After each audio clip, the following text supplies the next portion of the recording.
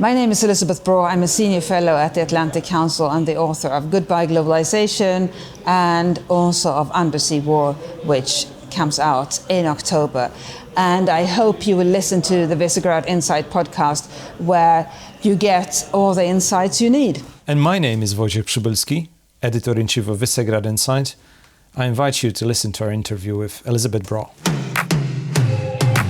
Welcome to the Visegrad Insight podcast. We bring you global experts on the future of democracy, security, and economy. The leading voices from Central Europe and on Central Europe. Hosted by editors of Visegrad Insight. Powered by Respublika Foundation from Warsaw, Poland. You know, we are 1 year after the Liberation Day. It's been a mixed bag and overly critical of the performance of the ambitions that were set forth by Donald Trump. But I wonder, what does it do to globalization overall? Is it the end of globalization as we knew it, at least, or it's radically being transformed in today's world of hard power competition? Elisabeth, you're the person to ask this question, so please help me out and help our listeners out. Yes, so Liberation Day was clearly intended as liberation for America, but it hasn't been liberation for America, and obviously it wasn't intended to be liberation for anybody else. It was intended to punish other countries through the imposition of tariffs. And what has happened since then is that America hasn't benefited greatly because, as we know, tariffs are imposed on importers, not on the foreign countries from which the imports come. So it has made American consumer goods more expensive in America, has led to incredible turbulence when it turned out that the tariffs didn't work and were possibly even illegal, as determined by the Supreme Court.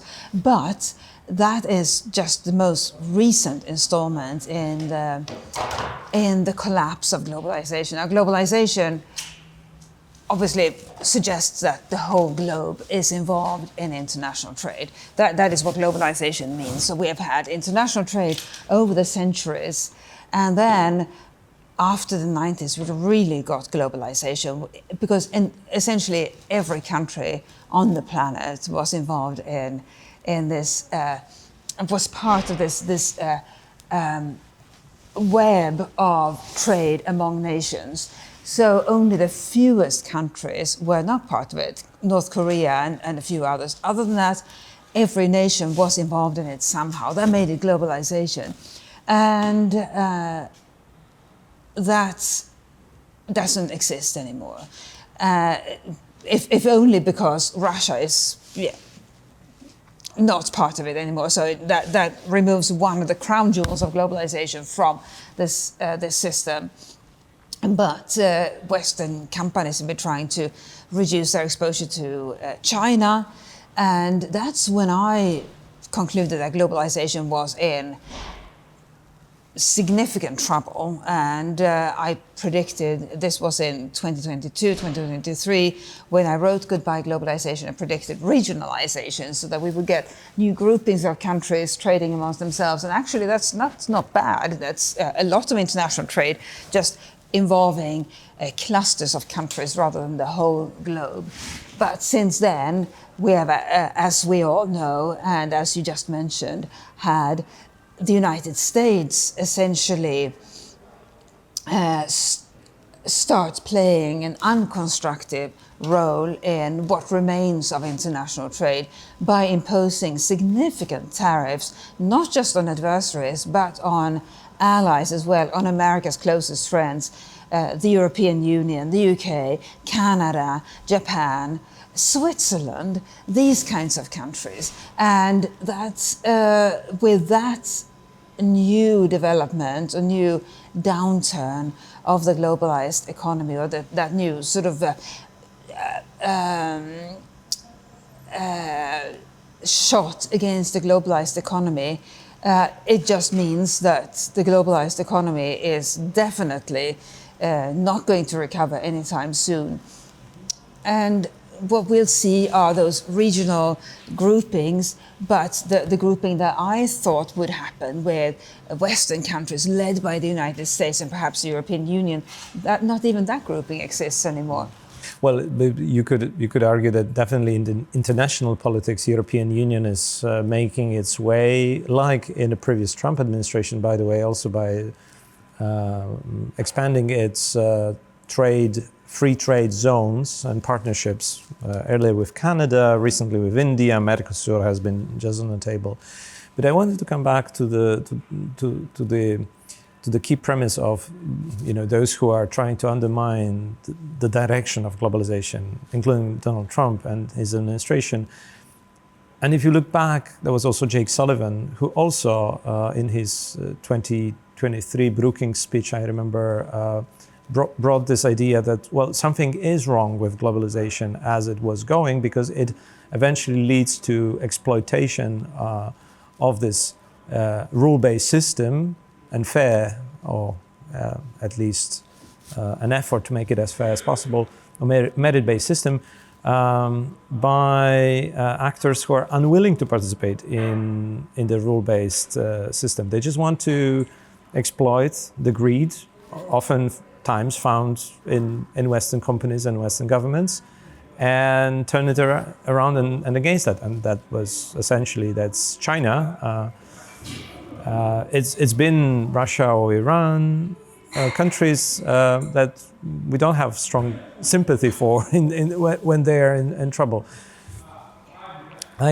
I just wonder if the ambition to reprogram globalization ever can work. What do you think? So there was Biden administration attempts maybe at some corrections. Now Trump does this Liberation Day. We know it backfires, but maybe there are other attempts worth paying attention to see how to rebalance the very idea of having actually a global economy and prosperity. Yeah, so globalization in theory makes so much sense because it's about efficiency, right?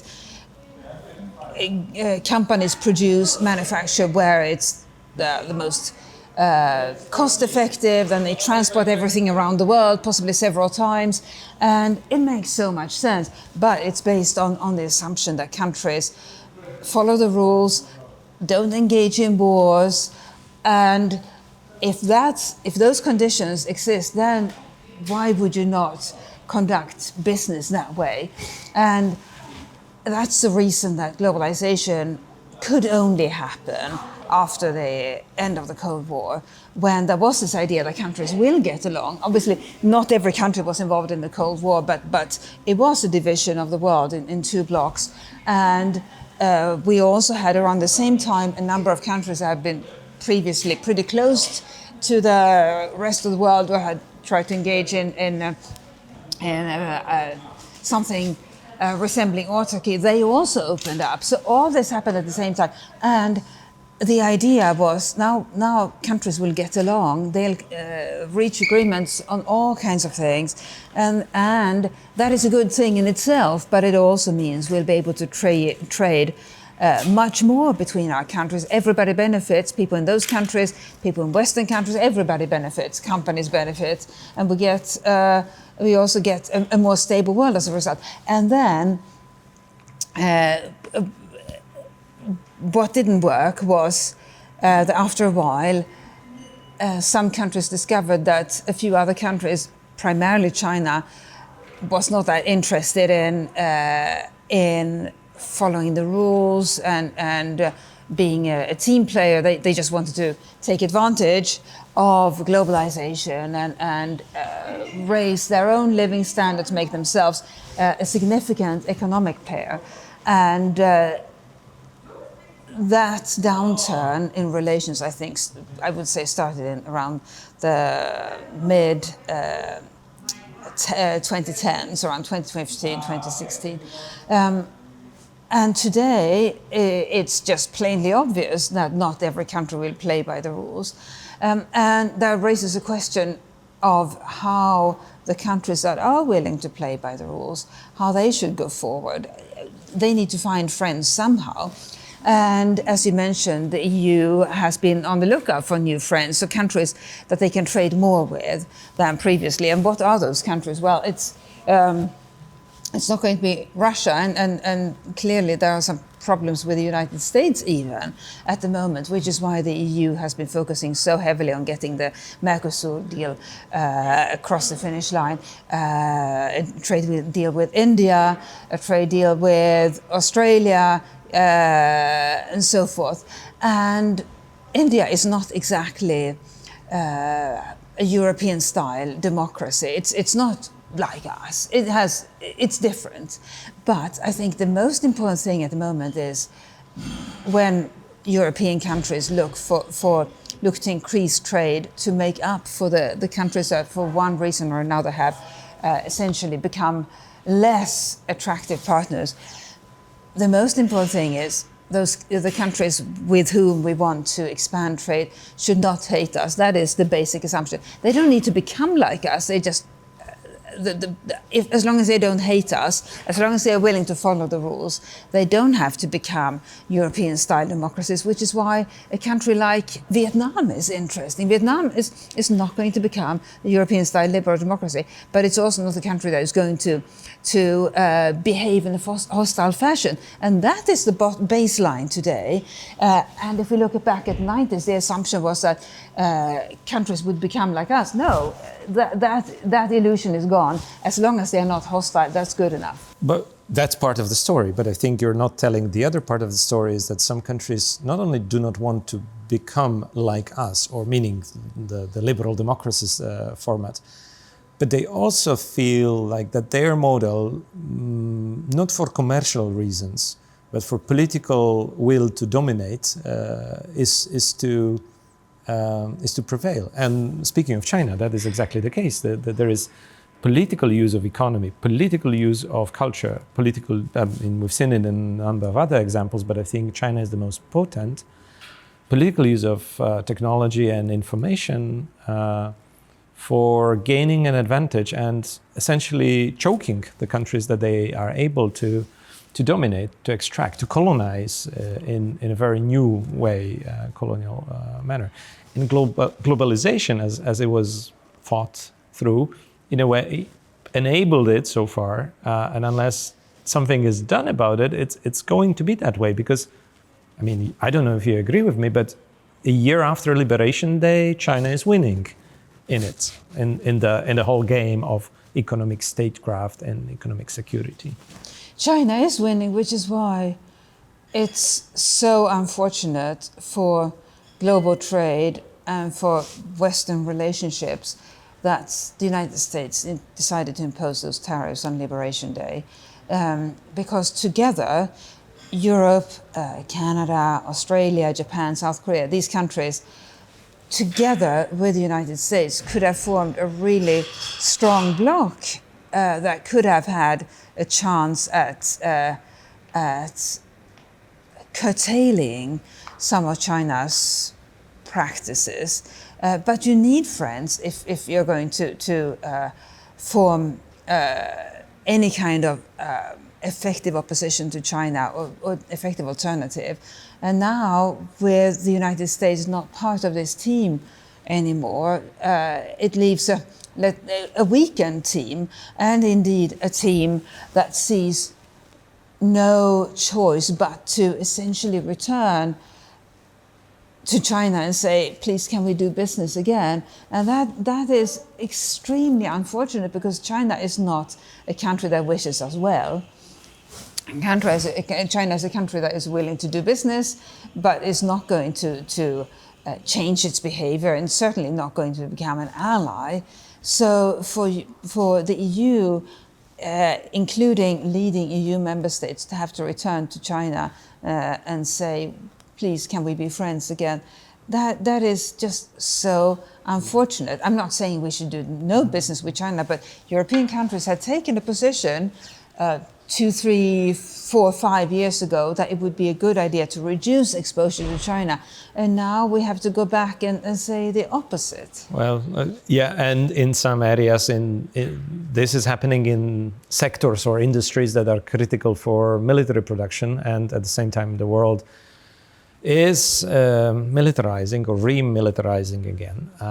So that is all bad news, but we can then go ballistic about some of the key economies of the biggest ones on the globe, not paying attention and being careless about how they distribute assets or control assets that are so important for our security and defense posture.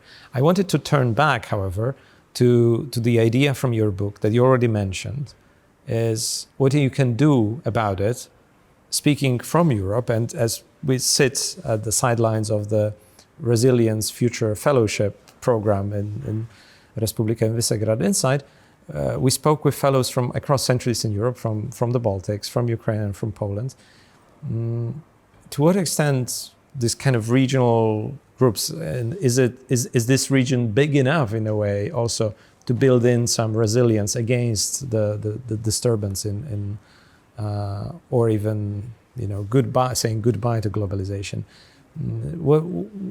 What are the strategies that you at least are interesting for you when you look at them in terms of ensuring some economic security for the times that we're in?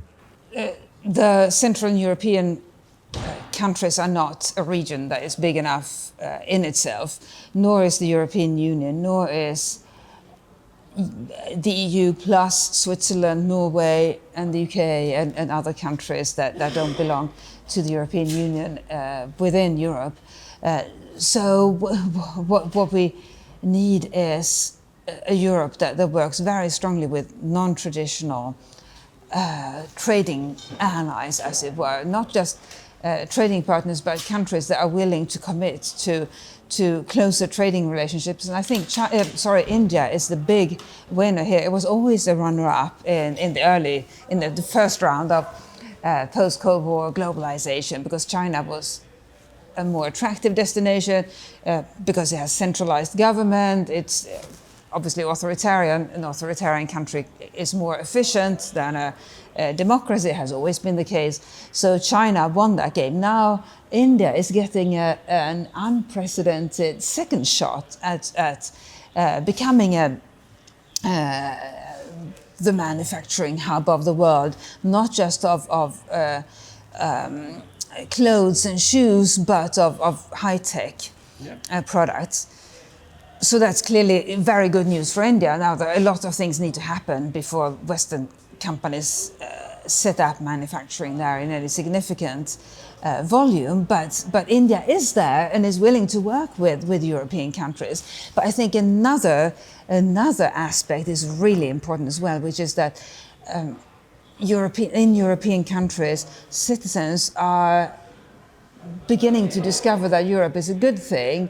They are boycotting products from other countries, and the most recent installment is the United States. There is a Danish app called Know USA, where you can see whether the brands that you might like to buy, whether they are ultimately owned in the United States.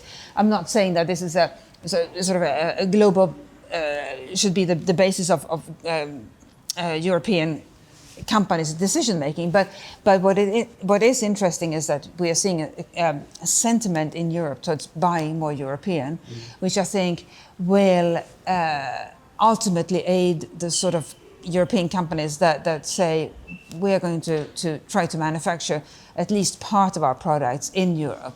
And that is so different from the way it was in the early 90s, when the only way was China and other cheaper countries.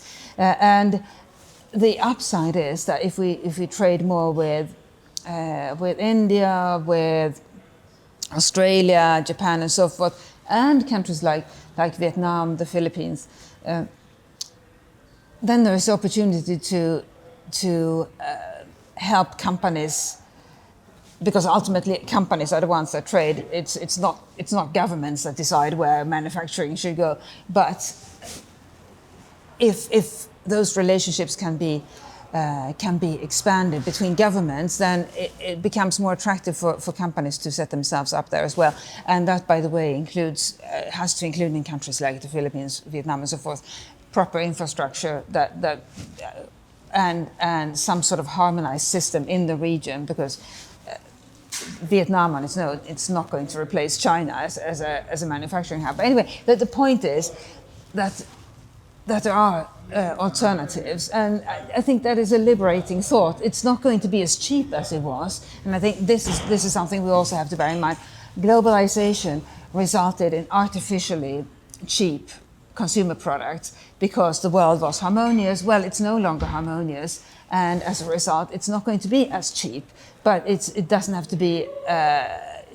It doesn't have to become extremely expensive if we can build relationships with these other countries and essentially form a critical mass of countries that are willing to get along. Well, we'll definitely be looking at the inflation rates again very soon. We already observed certain inflation spikes from the war on Iran and choke point of the Strait of Hormuz. Which is another subject, of course, and I don't want to drag you to another conversation too much, but it looks like this is going to be one of the big chapters in the process that you described in the end of in the Goodbye Globalisation stream.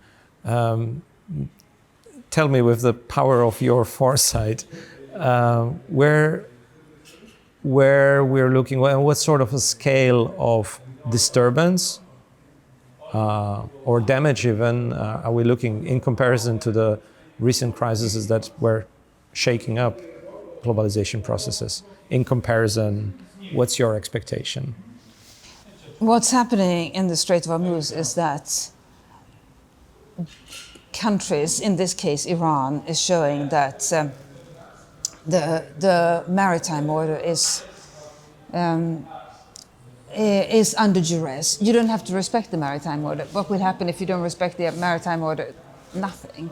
And the maritime order only works if countries respect it, because there is no maritime police.